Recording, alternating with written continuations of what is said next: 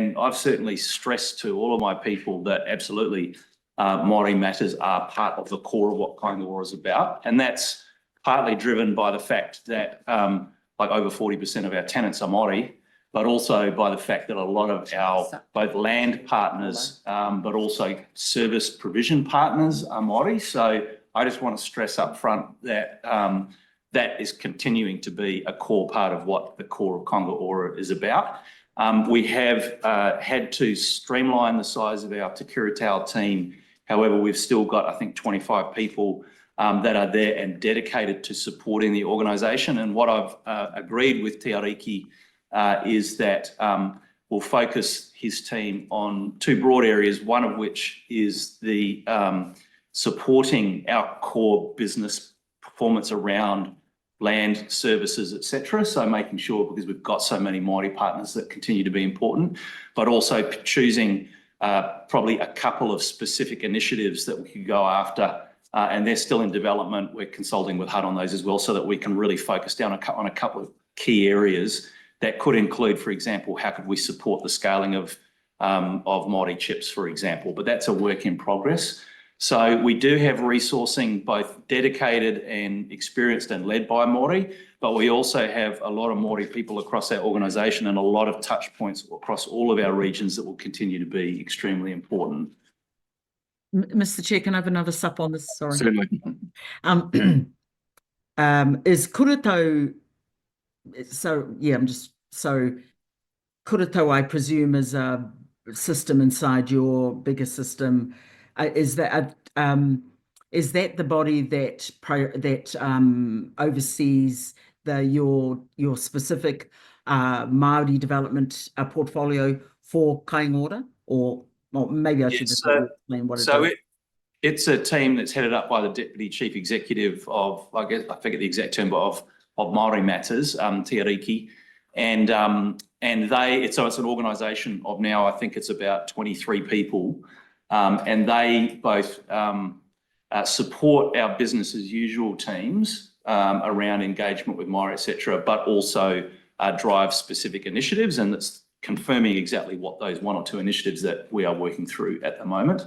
But we do have a lot of Māori people and Māori skilled people, and a lot of relationships and interfaces across all of our regions and within our key functions, including housing delivery, etc. So, I just make the other point that a significant portion of our customer base are Māori, and we put a considerable amount of effort into supporting our customers to achieve whānau outcomes. So it's our core business is absolutely delivering improved housing outcomes for Māori. I appreciate the just your last comments there around how many Māori are particularly in the workforce and so on and so on. How many Māori are in your leadership line, the line that I'm looking at now? How many Māori are in your line? I think there is 2. Thanks. Kapai. Thank you, Mr. Chair. Just a quick in response to Maria Mino's question, you were talking again about core business. And earlier you said that the scope has grown beyond core social housing. I just want to know what has been ruled out of scope now with your new strategic direction. So what is no longer deemed to be within scope of your core social housing agenda?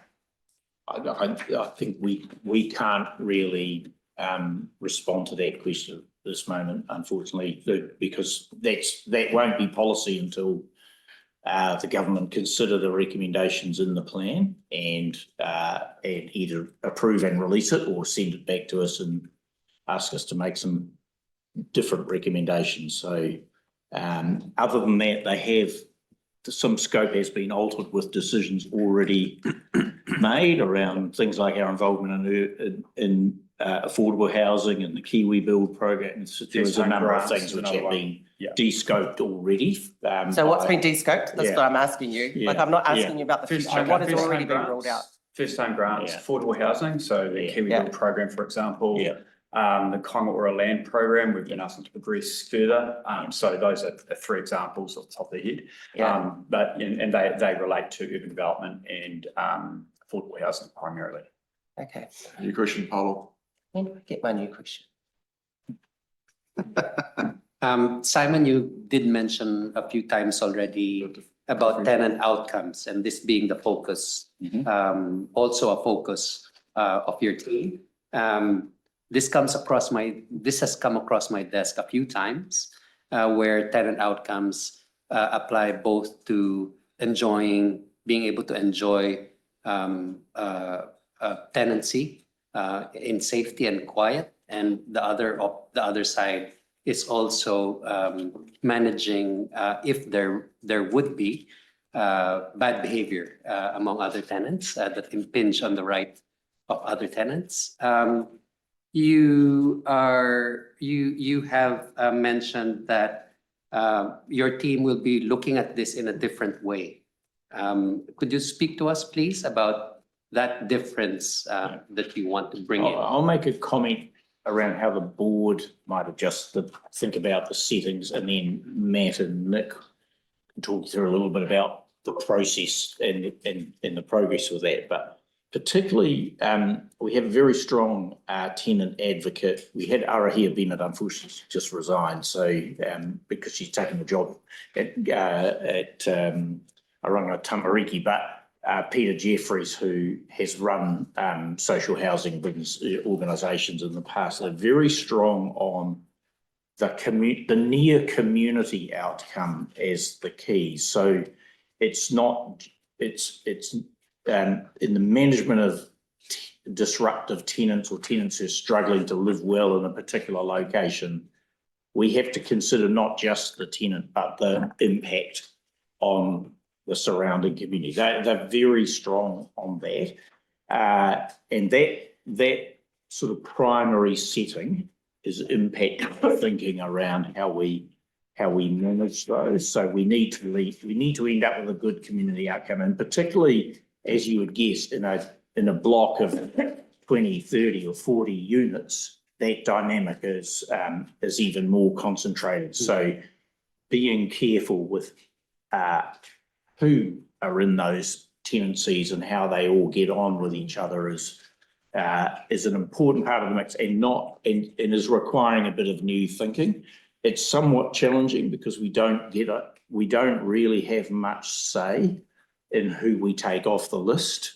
So sometimes there's a bit of a juggling act to do. You know, the MSD list is telling us who we have to take and what's available, and so it's not always an easy thing to get right, and it does mean sometimes the team make a mistake and we place someone somewhere that it doesn't work out, and we have to address that. So that's sort of from a board setting, but Nick and Matt, just in terms of the process changes we've made and things, so yeah. We're trying to strike a very careful balance between the needs of the household and the individual tenant, and then the community that lives around them. And everybody wants to feel like they belong where they live. So the two things actually come together pretty strongly in our business. I mean, as Simon referred to, placement from the waiting list into the house is the first big decision that can have a real impact on those outcomes. So we're spending a lot of time on trying to get those decisions as right as we can, acknowledging that we have constraints. We don't always get a choice. We're then trying to use tools under the Residential Tenancies Act to change behaviour where we can, and that's proving very effective. We're intensively using those tools now, and generally seeing behaviour change where we ask for it. We're also relocating people into new communities to try and get the community fit right for that particular customer, and that improves outcomes. And where we absolutely have to, we are taking people to the tenancy program or ending tenancies. Okay, thank you. New question, Pamela. Kia ora. So I've got a particular interest in Auckland and what is happening there. And so some of it is just digging a little bit deeper into what was asked earlier. So we're anticipating a reduction in building in Auckland. We're anticipating additional sales, and moving forward, a net loss of housing, public housing in Auckland. I want to understand the rationale for that. Are we seeing a lower demand for public housing in Auckland? Are you forecasting there will be fewer people that need public housing in Auckland? How did we get to the point where we're going to plan for, or you're planning for, a net loss of houses in Auckland? those questions should be put to HUD in the next session. That's those policy choices or directions around regional numbers and build rates come to us from HUD. And so you have no rationale yourselves for why we would experience a net loss of housing in Auckland? No, that's just a consequence of the guidance we've been given on where housing needs to be delivered and what number of net growth events we can manage. The one thing we are doing is increasing the number of renewals. So as it's important in Auckland and everywhere, there is more renewal activity, more improvement of older, poorer quality homes, either demolition and replacement or significant refurbishment. So there's still improvements occurring in Auckland. It's just, but you are right, will be some net reduction in the total number. Yeah. Again, I think this is best a question for HUD, but for clarity, in this financial year, there still will be a 770 net increase, and it's next year there's a 283 decrease, which may well be a temporary thing depending on what guidance comes, but you'll have to ask HUD that question. Okay, and then just, oh, sorry. To the point that was made earlier, we can only speak to the numbers that we've been asked to deliver. HUD, of course, is purchasing from the whole system, so they'll have a better view as to what community housing providers have been asked to deliver. Good point. So earlier you said that the money raised from the sale of public houses will stay within the organisation. For Auckland in particular, I'm interested, if you're selling more houses in Auckland, is the money raised from those sales then effectively funding the retrofit of other houses in Auckland? I don't think It's a portfolio level. We recycle that cash into the portfolio generally. So, and that will depend a little bit on the public housing plan and we were asked to invest. So it's captured within the organisation and reinvested in renewal of the portfolio. We don't geographically catch the money and put it into different communities. So Bearing in mind we've had, I'm sure Hard will talk to this, we've had more growth in Auckland and Christchurch, that relatively speaking, than other markets in recent years. So there is there's a constant rebalancing going on. So there's not even any guarantee that the money raised through the sale of houses in Auckland is going to be rechanneled back into investing in Auckland houses. It's just going back into the general pot. Correct. What's up here? Just a couple of questions around clarity there. So you said earlier though, that the direction you have been given is to move from the cities to the regions. That was where, and then the first questions that I asked about that reduction in Auckland and Christchurch, and your response was, well, there's been a clear direction to move more towards the regions. And yet In the recent years of the public housing plan, we have tended to be more effective at delivering in Christchurch and Auckland. So they've been oversupplied, relatively speaking, to other areas, and this is a bit of a rebalancing going on. That's relative to other areas, not to need, though, isn't it? Relative to other areas, which is in turn relative to need. And my understanding of how they come up with the numbers is based on need. We've been able to deliver supply more readily in Auckland and Christchurch. It's been more available. We've had a longer lead time, etc.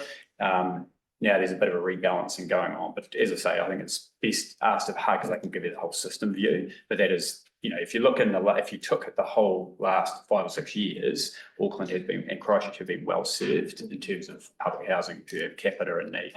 The other thing you said too earlier was that you're currently demolishing houses to build, which we get and understand, and then you move to selling houses rather than demolishing them for refurbishment and refurb. And that was Carmel's question. And it just seemed like the response to her question seemed a little bit at odds to the response you gave to mine. And I just wanted an opportunity to clarify that. Yeah, I'm not quite sure in which way you think that is, but we're clear that the money is being redeployed in our portfolio within KAINGA ORA, but we just don't regionally ring fence it. That's the only difference. So I think those two things. So the money from sales overall is being redeployed entirely to refits and renewals? Yeah, nothing leaves. So it stays in Or is it just your portfolio? Do you know what I mean? It's the portfolio, but the core of that portfolio is renewals and retrofits in that period. So, but again, we don't, we don't one-for-one hardwire from the sale to an exact renewal, and we don't one-to-one hardwire from an Auckland sale to an Auckland renewal. But within the portfolio that we're doing, those funds are redeployed where it's most efficient and effective to do it, to meet the housing build requirements we've been given by HUB. Is it therefore true that if you were given specific funding to enable the retrofits and the refurbishments, that you wouldn't have to sell those homes to pay for it? Because you yourself That would made be that conceptually true, but we would argue that it's an inefficient way to use those properties. And actually, they're properties that are better sold because they're better suited to a different use than what we can put to them. I mean, we've got multi-million-dollar properties in Remuera and places like that can be more appropriately sold, and those funds redeployed to build 3, 4, 5 houses Are somewhere those else. the areas you're focused on in Auckland with respect to selling off Kāinga Ora houses? No, there's no particular focus. I just raise that as an extreme example where you've got a very high value that can be turned from one social housing unit into multiple social housing units in a more appropriate property. So, but there's no particular suburbs we target. We just look at each as it comes up to do we retrofit, do we renew, or do we sell? We make the decision based on the market dynamics and kind of the features of that property and land. Supplementary, Ricardo. Yeah, I've got a plan related, but can you just then guarantee us that there will be no net loss of Kāinga Ora homes and neighborhoods where you're selling homes? Or areas, or regions, or areas?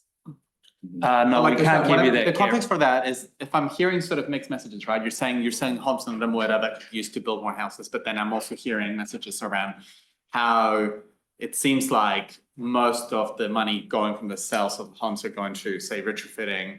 Can I just get a guarantee that in the past year, but also moving forward, that there will be no net loss of Kāinga Ora homes in regions or areas where you're selling homes No, we can't give you that guarantee. Again, we take our guidance from HUB, where they want, what total stock they require of us to deliver and where they want it. So if that results in reductions in some areas, that's where we get our writing instructions. And you're okay with that?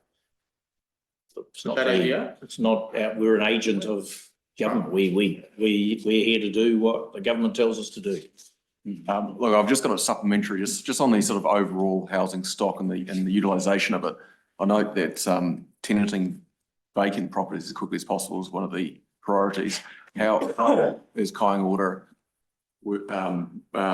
reducing the number of its vacant properties? I think we sort of somewhat covered that before, and suffice to say that it sort of target the proportion of tenanted home at, at a very high level with in round. Did we get those exact I've got numbers? I do have the exact numbers. So the Bonnie would like to- vacant. Oh, sorry, pardon? The exact numbers on vacancy. Yeah, I can So give let's you. cover those. sure. and- So this is as at the end of September this year, which was the numbers I had. We had 1,218 vacant homes. In addition to that, we had 1,683 homes that had been removed from service, and that kind of under redevelopment and all those kind of. How does that stack up to previous years? Because it's kind of hard to be able to contextualize numbers if you don't know. Yeah, what it it's, looks like I previous. think that's fairly consistent. The homes removed from service in recent years has been higher because of the high activity in the redevelopment and retrofit program.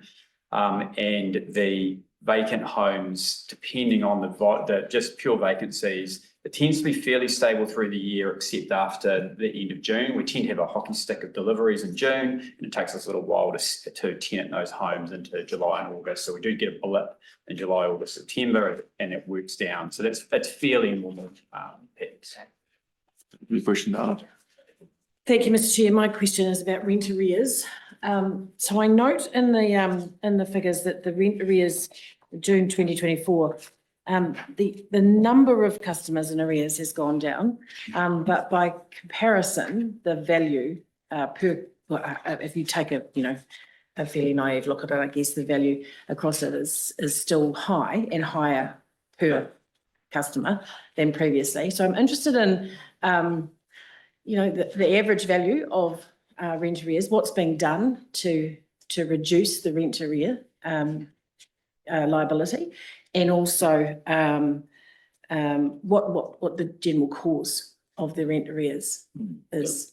Let me start, and then the team can give you the updated numbers, but just having come into the organisation and confronted this issue of tenant debt quite early, and it was very topical with the minister. Well, it's $19 million, so I can understand why. And look, when you look back, why did I think it peaked at around 21 million, the total debt, the total arrears. Why did that happen?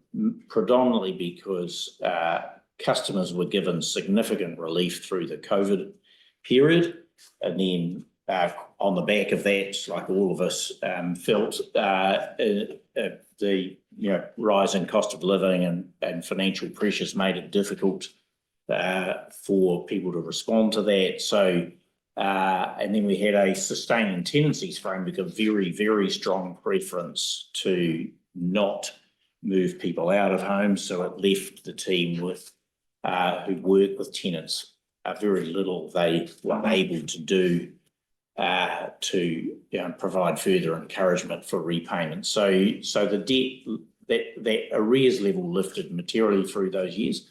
We're now in the process of working our way through moving it down and making very good progress in a reasonable way with customers. And we all should note that the folk who live in these homes are on low incomes and sometimes very volatile incomes. It doesn't take much to happen in their life to throw them off track.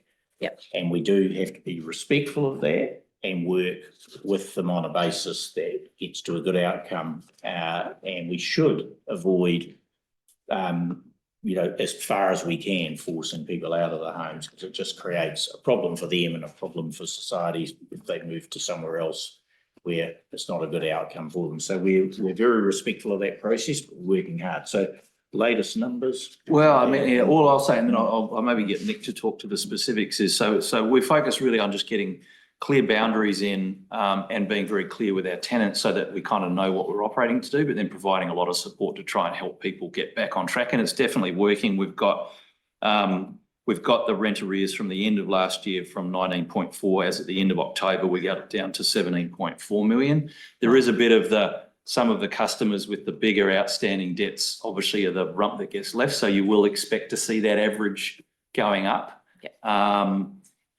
We have had to do some evictions off the back of tenants who refuse to engage and refuse to sort of come to the party in any way sort of form. But we very much try and provide as much support, and we have not had a huge number of those yet. Nick, you're on the front line of this, so to speak. Is there any other things you wanted to add for how we manage this and any of the numbers that we've got at the minute? Yeah, I mean, we've put a huge focus on getting people onto repayment plans, which means they get their debt down. So I think since January 2024, there's been a 27% reduction in the number of customers in rent arrears. So we're definitely tracking in the right direction. And I think of those still in rent arrears, about 40% will have paid off their rent debt within a year. 40%. 40%. So, yeah, we're making significant progress, more work to be done.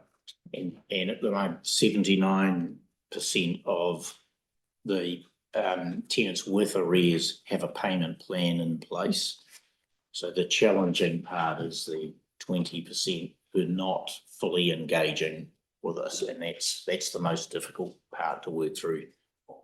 And it's still ahead of us. And so what is being done with those ones, the 21% of customers that are in that difficult space? Well, we're working with them. At the moment, we're bringing in budgeting services and working with other agencies to support them. Some of them have very large debts and have got themselves onto repayment plans. Others get onto a repayment plan, fall off it again, get back on it, fall off it. It's not a nice linear path. It's just very unique human circumstances. So we're working with those customers as best we can. And we're currently reviewing our rent debt policies with a view to how we best support those customers into the future. And we'll be making some announcements on that in the new year. Thank you. Just one more, if that's okay. So what work is being done to identify those potential customers who might fall into that space before they get to that point? So that we don't end up in this, with a large debt arrears. Our challenge is we don't have any view of someone's income or their costs. So it's very difficult for us to predict beyond what customers tell us when someone's going to fall into arrears. What we can do is as soon as they fall into arrears, we can pick up the phone, and we do. Okay. New question, Ricardo. Thank So you. I know on page 43 of your report, you talk about the flood risk management, and particularly in Auckland, how you're working with approximately 450 KAINGA ORA flood impacted properties alongside Auckland Council. Can I ask, out of the current assets that you've got, how many homes are in floodplains, areas where there's flood risks?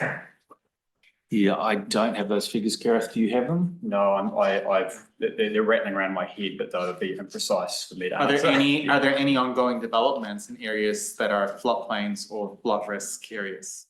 Again, I can't. Yeah. I need to come back to you on that, sorry. What I can say though is part of what we're doing, for example, in our LSPs, which are the large scale developments in places like Mangere, in Mount Roskill, and in Northcote, is we're actually using that opportunity to address the stormwater and flood risks. And it's not just academic. Fortunately, we have been managed to do that work in Mount Roskill and in Northcote before the Auckland anniversary weather events.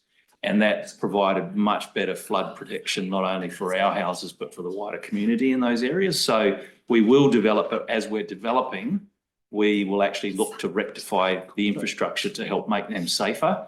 Where we've got not big projects like that and houses on floodplains, et cetera, those are part of what we need to review about what we do. We know there are homes still being built in flood prone areas, and I guess I am concerned about the fact that if, going back to your earlier statements, you're moving less in an expansion place, but rather in retrofitting, how will you be positioned to potentially expand the number of homes that are not in flood prone areas, as those that are actually are now even more at risk due to issues like climate change? Can you see the fact that, like, based on what you've been doing the past year and where you're going, that you'll have more tenants in flood prone areas due to the impacts of climate change and less of an ability to relocate them to new homes that are not in flood prone areas? Well, not necessarily. Yeah, because no. we may. You're building choose- less homes. Yes, but for example, we may go, this is an asset that is due for renewal. It's in an area we think is exposed. We don't think it makes sense to continue to invest in that asset. So we would replace that with a home somewhere else. So it gives us that opportunity through that replacement sales program to move those homes elsewhere. Or we might look at what interventions are available on the site, or we look at what the council is doing. Would you be able to actually do, I mean, again, this doesn't seem to match up what you've told us previously around the fact that the homes that you're selling are not necessarily going into new builds. They're actually maybe going to things like retrofitting. So like, how can you tell us then that you'll be having the capacity and the mandate to ensure that you're potentially relocating certain families to new homes, for example? We would not retrofit homes in a known floodplain area. That's exactly as Garrett's saying. We would choose to exit that property rather than do that. So we wouldn't put good money after bad, if you like. And we do, 1,000+ renewals every year. So the exposure to flooding has to be a leading factor in the decisioning around those renewals. Supplementary, Camille. Yeah, so you had about 400, this is just on the weather events and homes from KAINGA ORA that have been impacted. I think you had about 447 that were impacted by weather events earlier last year. But only 300, no, actually, there's still 355 properties to be inspected and assessed. So, less than 100 of those properties have actually been inspected and assessed. Why is that? And that seems ridiculously slow.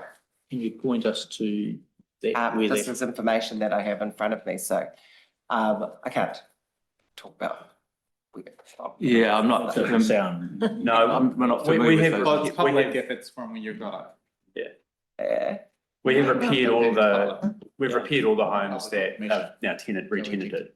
We have repaired all the damaged homes that are re-tenantable. There are some that have been deemed unsafe, so we haven't repaired those, obviously. But we have fixed the homes that have been re-put into the tenant pool. So that program's actually concluded in terms of fixing the houses. Okay, so the figures I've got in front of me is that there's still 355 homes from the weather events to be investigated and assessed. That's not the case? Doesn't sound right, but we'll follow up. Yeah, we'll follow up. We'll follow up specifically on it, but that's certainly not, I haven't heard that come through in any board discussion. So, Okay, yeah, it would be good if you can follow that up. we'll follow up. Your question, Kieran. Can you make a Thank note? you. Yeah. So earlier this year, KAINGA ORA confirmed that there were 371 projects being assessed. And the latest figures, that equates to, I think, over 4,000 individual units. And the latest figures we have is that 69 of those have been cancelled. So that equates to around 400. And 72 have been approved, and I don't have the unit figure there. I was just wondering if you can update us on, of those 371 projects, how many have been cancelled or confirmed to be cancelled, and how many have been approved? That'll tell us how many are still under assessment. Yeah, okay. So I guess, Gareth, I'll get you to answer this in a second if you could just pull up the figures. But yeah, obviously part of what, just to give you a macro context to this, is obviously we had a very big pipeline of projects when we were building 5,000 homes a year. And as we've sort of readjusted down to a lower level, we've had to look at all of those projects, and we're putting a lot of focus on making sure that we're narrowing down to the ones with the best value for money, for the best social outcomes in the right locations, consistent with the direction of what we've been given. So we have been reviewing it. In terms of the specific answers, in terms of the current, how many have been approved and how many are moving forward, I'll have to pass to Gareth on that. Thank you. Yeah, so of the 371 that you referred to, so I've got units, not projects here, but That's good. I'd rather units anyway. yeah, so 374 units have been returned. So for reset, there might be an opportunity for them at a later date, but they're not proceeding with the current design. Okay. 169 are contracted or in construction now, units. And then the others are still going through a phase of assessment. Could you give me the return, but that could happen one day, but they're not happening now. So So yeah, 371. the current 374 is the figure I've got here. 374. And so you're working in units, so we'll do that. So I mentioned 371 projects. Can you give me the unit number for that one, please? Just so I've got over 4,000, but I want to. Yeah, it's about 5,000. About 5,000. Okay. All right. So if we look at this, you've got 374 that aren't going ahead and 164 that are. That's still a significant number of units that are currently being assessed. And we earlier confirmed that the numbers that are going to be in the letter of expectation that you've been asked to build next year and the year after, that's quite a gap. This year and the year after, you mean? Yeah, in the letter of expectations earlier, I think we talked about 3,428 next year. That's a 2,230 net increase, 481 after. So that doesn't even, so what's that? That's roughly 3,900. You're talking about 5,000. 374 have already been confirmed as cancelled, 169 are going ahead. That's a gap between those that are currently being assessed and those that you've outlined in the letter of expectation that you're expected to build. Wouldn't it be a reasonable conclusion to reach the remainder? They're just simply going to, in your words, returned or not go ahead? No, because we don't have instructions in future years at this point. So the way we're working through it is we have got the committed pipeline we know about for 25 and 26. We're looking at suitability of the projects that are under review for those pipeline needs. And to the extent, and we're filling that pipeline up first. By the time we've done that, we expect we'll have a bit more clarity on 27, 28, and we'll make decisions on the balance of them. So it's just a kind of rolling process of working through them. Well, your contextual explanation there was that you are essentially reassessing these because of the new instructions from the government, which we understand. And the letter of expectation outlines those expectations up to 2026. You previously told the committee that you will continue to build beyond that if there's funding. So we already know that the ability to build is contingent on funding. We accept that. So we can only go by the period up to 2026 as per the letter of expectations and this work that's currently underway. These projects were underway. There was, I believe, $229 million have been spent on these projects. And of the 374 that have been cancelled, that represents costs of 26 million already. So theoretically, you're right. Those houses might get built one day, but by your own responses, it depends on government funding. So looking at the pipeline that you've got in front of you and the letter of expectations, there is a gap of those houses between those that remain under assessment and those that you've been asked to build, accepting that they might one day happen if the government builds them, funds them, sorry, but we're actually talking about the current work stream, your current operations. Now, that's houses that are currently being assessed that you haven't been asked to build. We can't realistically say that, well, they might happen one day. If you haven't been asked to build them, you've made that case really clear. And these ones are being under assessed. They're just not going to go ahead, are they? In this period of time. In this period of time. In this period of time. You're correct. There will be, if we stopped everything at the end of 2026, we would have a surplus of projects. Yeah. And that is mathematically correct. And part of what we are seeking, obviously, as early as possible is guidance beyond that so that we can then complete that planning. And if we still remain with an excess, we can decide whether we hold it or whether we would return it to a different use. When do you expect to be in a position to confirm the remaining numbers that are under assessment, whether they're going to go ahead or not? Well, I think we're anticipating getting through working out exactly which projects will make up the 26 portfolio by the end of this financial year, so by June 25. Okay. By then we would have been through the budget process and we'll have a bit of clarity around 27 we anticipate. If not, we'll have to revisit the balance of those projects. Okay. Right, thank you. Look, I've got a question. Are build costs for KAINGA ORA lower, the same or higher than private providers? Yeah, so I can answer that. So they have been higher than private builders.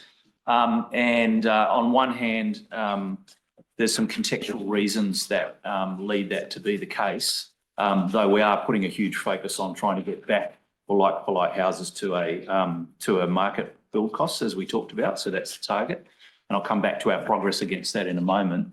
But part of why our costs are higher is that we have more complex sort of build requirements and specs in places, including some of the accessibility things, et cetera, that we talked about. It also, we make sure that we're putting in, we're not building to sell. So we'll be maintaining these houses over an extended multi-decade period. So we want to make sure that we're putting in the right kind of fittings, et cetera, that will hold a right cost be better.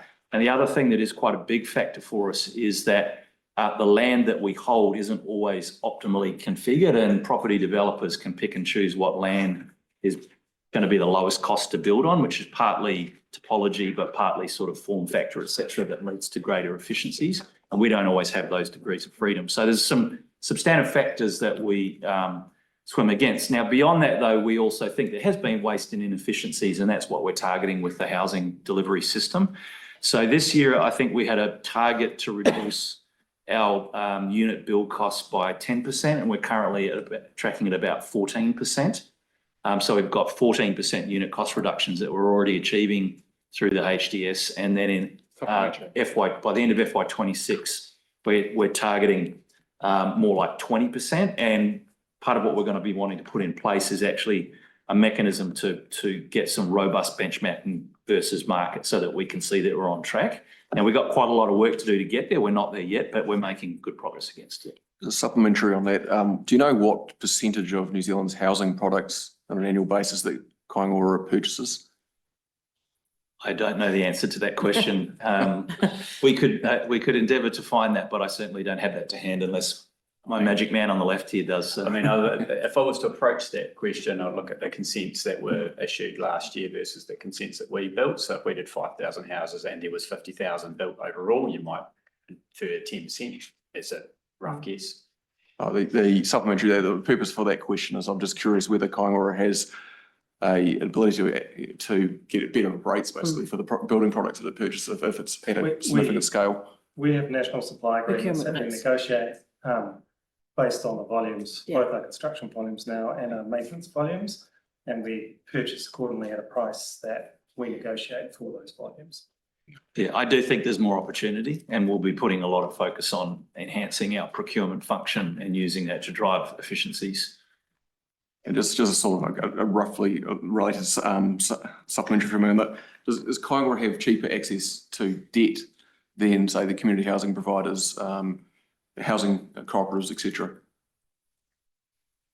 Yeah, we do. Yeah, we borrow via the DMO, Debt Management Office through Treasury. We get charged a relatively small margin on that, but we get effectively government rates plus a margin of like that's about 0.6%, 0.8%, something around there. Whereas as you noted earlier, CHIPs tend to borrow at commercial rates, depending on the size of their balance sheets, etc., and the risk profile of the banks will assess they have.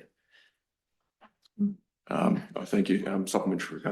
Listen, the cost reduction goals that you have, can you guarantee us that issues around accessibility, energy efficiency, and other things that make the homes actually cheaper for users in the long run or more accessible won't be compromised as part of that exercise? Yeah, so I mean, we obviously are taking that completely into consideration. And for example, we'll adhere to healthy homes. We're continuing to do the CanStar rating, at least in terms of the standard for it, even though we're not going to be doing the actual assessments on them.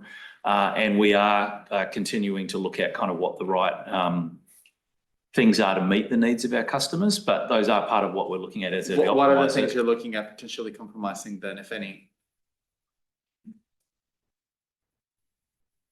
In terms of, Or when you're cost cutting, like you may be having to give some things away, what are those things you're kind of looking at? So if any.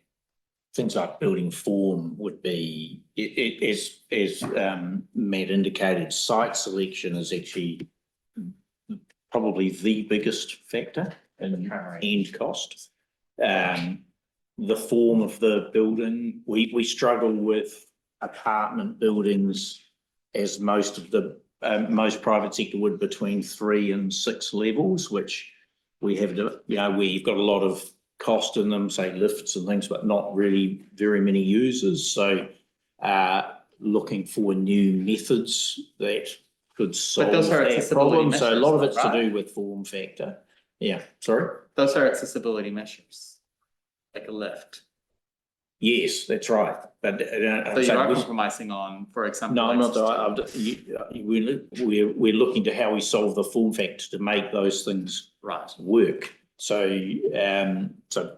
as I said before, we fully understand we have tenants coming in who have disabilities and needs, and we do need to meet them. So we do want to get that right.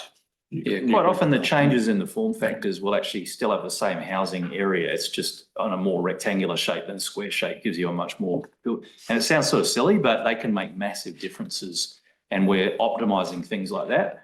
But there are places where we're looking at, what's the appropriate kitchen size, and if it's within that form factor is slightly smaller but still big, still the same size as in market, does that make a big difference? So, and all of it's being done in quite a robust way as we work through it. And again, we need to do that in a way that just optimizes the spend that we've got.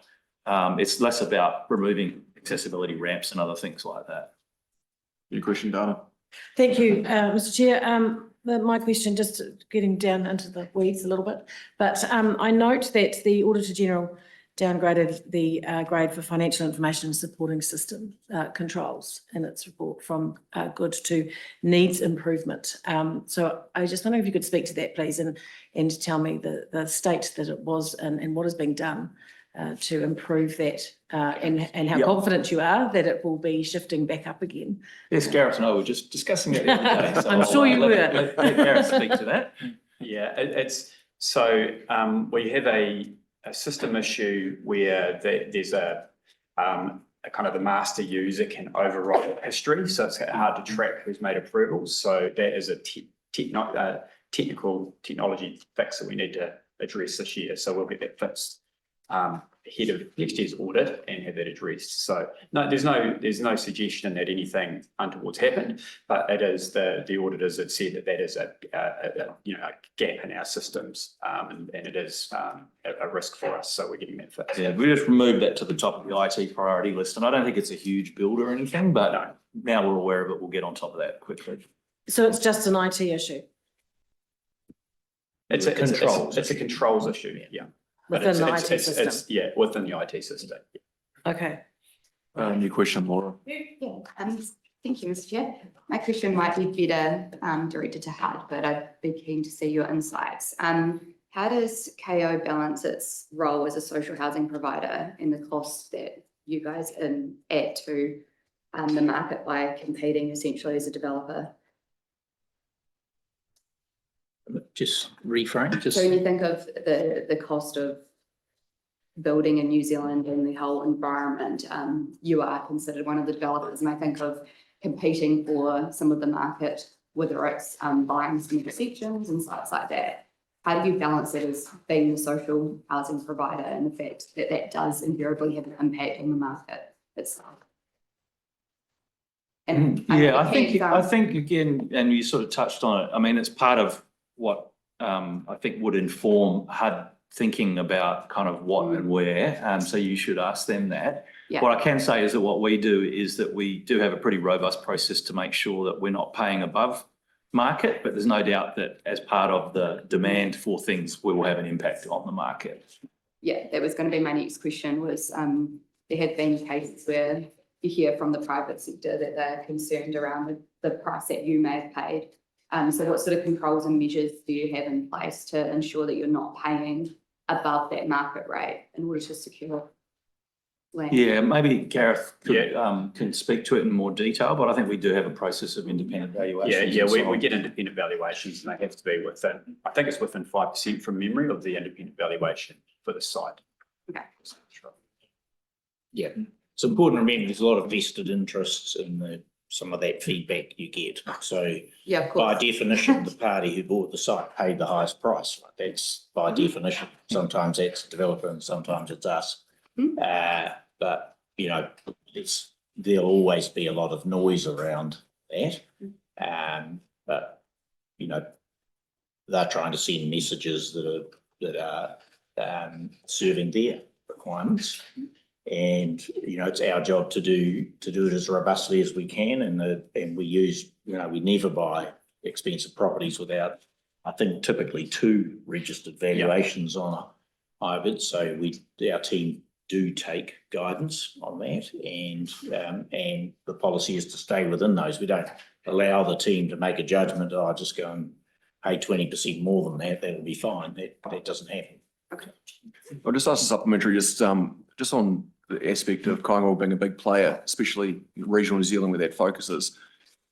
We've had a number of complaints come to our committee from people who feel they haven't been consulted adequately in the communities and feel sort of make a big change to their community. There are difficulties, I think, with the structure in terms of commercial sensitivities and negotiations for purchase, and then also with the council in terms of the council's role in this, and that it's not actually KAINGA ORA's role to consult with the community at that early stage. I just wondering whether you have any thoughts on this process, and is there anything that we should be considering in terms of? Nick can probably talk to the specifics, but I mean, one macro thing to say, or a couple of macro things to say is, we put a huge amount of focus into community engagement, and it in places is rocky. I think certainly the last sort of 6 to 12 months, certainly the last 6, we're seeing substantially lower levels of complaints, partly I think through the good processes we're putting in place, partly we're just not building as much, if we're honest. So I think we're getting on top of it. But maybe Nick, if you want to talk about some of the specifics there, because there is some things around the dynamics and interplay with council, et cetera, that you mentioned that Nick might be better placed to comment on. We shifted our approach to community engagement about a year ago. And we tried to bring forward and lift up the conversation we were having with the community. Previously, we were sort of consulting site by site as we did things, and the community didn't get to see the complete picture of what we were doing in a particular location.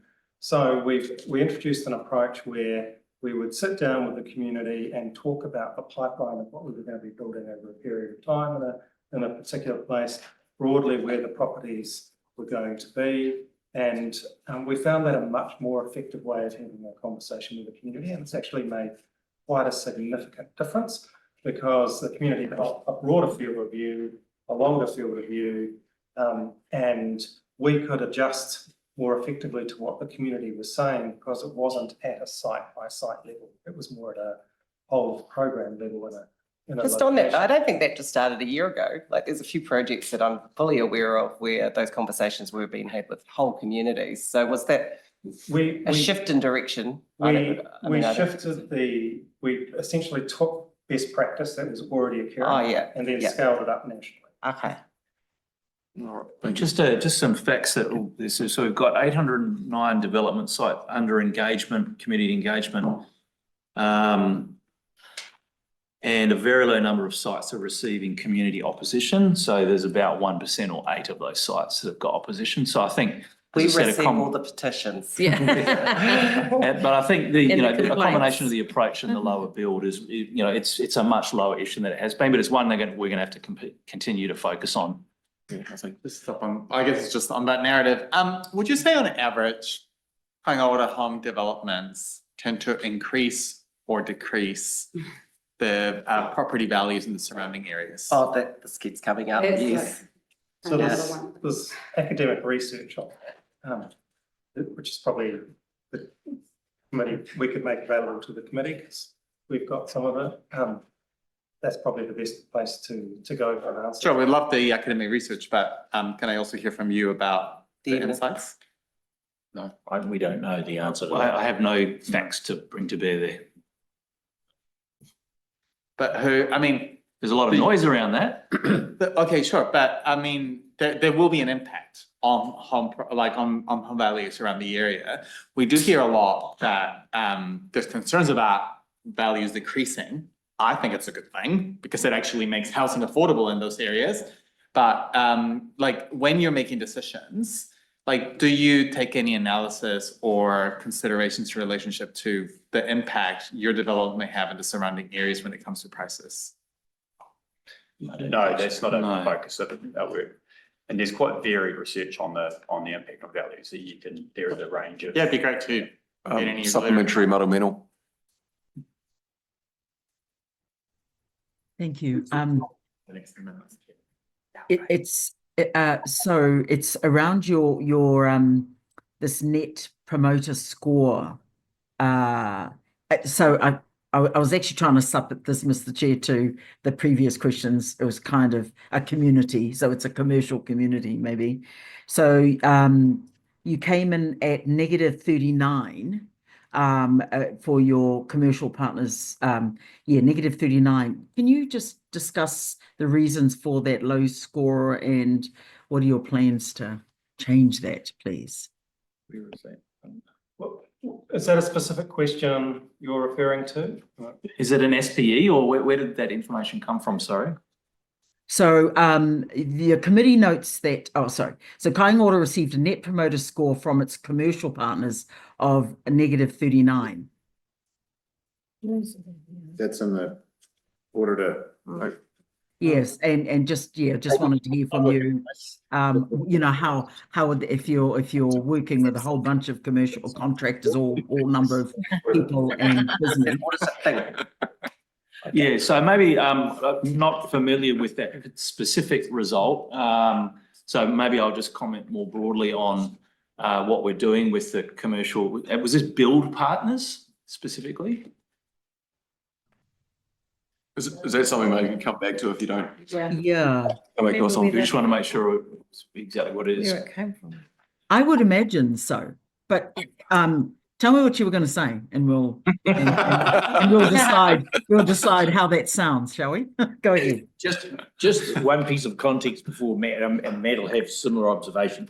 Having run a number of businesses that deal with both consumer and business customers, and knowing the facts around how Net Promoter Scores work in those worldwide, it would be typical for business customers to give Net Promoter Scores in the negative to large organisations. That is not an unusual outcome. So, and so just to sort of frame it there, if I hadn't seen that number for us, if it is, that is a large negative number and warrants a response. I've written it down on the cover of my notes here to go and find out, but it's certainly, but that would imply a significant amount of disaffection between commercial partners and the organisation. That would be a significantly negative number. So that would warrant a response, and I'll certainly bring that into the board agenda.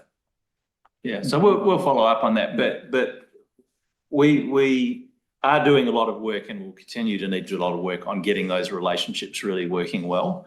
So I'll probably leave it at that, and when we get the specifics on this, maybe be able to come back at that. Yeah, just to, oh, sorry, Mr. Chair. No, if you go on, go for it, Marty. Yeah, just your opening comment about it's typical that numbers that it isn't always a good read. How come? Like, if it's typical, are you suggesting that it'll always be the case, there is no way that these things can be improved? That's kind of how these things go. Is that how the business model works? Is it?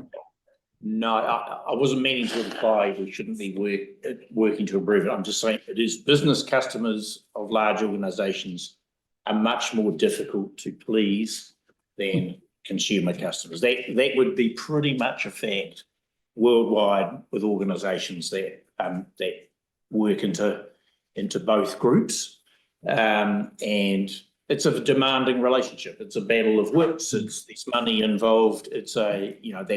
So it leads to a more of a contest. So it's always you won't typically see very high Net Promoter Scores from large business customers into organisations like this, but that would be a very low score, and that would warrant attention. And as Matt said, we'll be applying focus to that, but that would add impetus to it. So thank you for the information. I didn't know about that one. Thank you very much. You could clear. Kieran. Thank you. Just a question to you, Simon, if it's all right. The review into KAINGA ORA has sparked a fair bit of debate, and part of that debate was a response from the board to the recommendations and the review findings, which indicated that it relied in part to some anecdotal evidence. Can you please elaborate on what that was and where that went wrong? Look, my understanding would be the most significant issue that the previous board was contesting around the interpretation taken by the review panel would be with regard to the tenant base and whether or not they had significantly more support needs than a tenant base in private sector households. I think that was the most significant area of disagreement. What is clear, without having gone and looking backward, is that the tenants coming into KAINGA ORA homes today are at the very high needs end. That is correct, and we are specifically addressing that in the plan. The folk coming into the homes, if we just left them to it in the way a regular private sector landlord would, the outcomes would not be good. So there is a requirement to do that, to provide more support. Exactly how far KAINGA ORA goes with that versus the other agencies who should be providing that. I think that's a very tricky line and we'll have to find the right balance there, but that I think would be the main issue. Your question, Laura. Thank you, Mr. Chair. Previously, my colleague Dana asked you about how many homes you had vacant. How much land do you have vacant currently that is owned for development? 10 years on. Yeah, have you got any stats on that, Gareth? I do have stats on that. Yeah, part of that will be, while he's finding it, part of that will be caught up in that pipeline of projects, right? So you'll have land that was intended for a project that now is looking more marginal or is under review. And obviously we don't want to have vacant land sitting there for too long. So it's part of what we're trying to review and then work out, is it appropriate to hold it because we'll be developing it, a la the earlier conversation, or should some of that land be returned, I guess, into circulation for the private sector to do something with? Like Arlington Street, for example, it's $1 million value, 400 units. Yeah, so that What's happening with Arlington's under its review right now. We should have some decisions on that quite soon. Quite soon. Yep, we're working through that quickly, given the prominence of it, so it's at the higher end of focus right now, so. And in answer to the member's question, about 180 hectares of vacant land at the moment. Okay. So presumably, if those under assessment, we can confirm either way whether they're going ahead or not, then you'll be in a position to decide what to do with them. correct. Excellent. All right. Thank you very much for your time this morning and appreciate it. It was a fun new experience. Enjoy.